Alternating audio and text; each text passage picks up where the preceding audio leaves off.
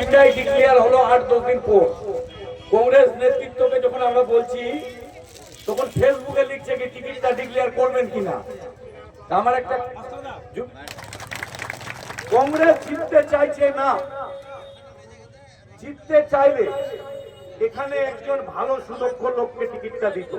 একটা গাড়ি যদি ছুটাতে যান 1000 টাকা যদি কেউ চায়, এখানে সিপিএম প্রার্থী যে দাঁড়িয়েছে,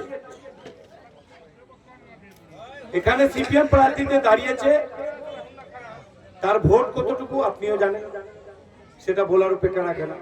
কোথায় কোথায় ভোট আছে, সুলতাননগরে একটু বেশি ভোট আছে আপনাকে বলছি। মানে কংগ্রেস হয়তো 1500 পাবে, হয়তো 2000-2500 পেতে পারে, আর কি এর থেকে বেশি পাবে। বাদ বাকি অন্যান্য জিপিতে ভোট নেবে।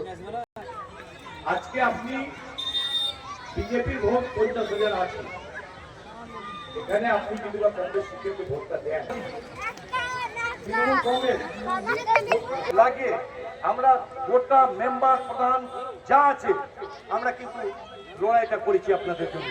ওই এসআইআর লাইনে আমরাও ছিলাম, আপনাদেরকে ছেড়ে পালিয়ে যায়নি, রোজ ডিউটি করতাম আমরা ওখানে, যে দাঁড়িয়ে সকাল থেকে রাত সন্ধ্যা অবধি আমরা সবাই কিন্তু ডিউটি করতাম। আপনি তো একদিন যেতেন, কিন্তু আমরা রোজ যেতাম এসআইআর।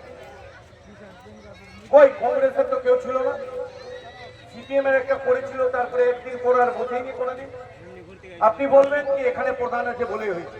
ওই ভালুকাই তো প্রধান ছিল কংগ্রেসের, মাসাল্লাই তো ছিল, তারা কেন ছিল না? তাহলে হত্যা কালাম কেন ছিল না? একদিন যে বাদ বাকি দিন তারা কিন্তু ছিল। আপনার সব সময় দুঃখ আপদ বিপদে তৃণমূল কংগ্রেসের থাকবে, এটা আপনি জেনে নেন। মমতা ব্যানার্জির সৈনিক আমরা, মমতা ব্যানার্জির জন্য আমরা কিন্তু যে উপদেশ দিচ্ছে সেই হিসাবে আপনাদের পাশে সাথে আমরা থাকি। আজকে আপনাদের সামনে যে মমতা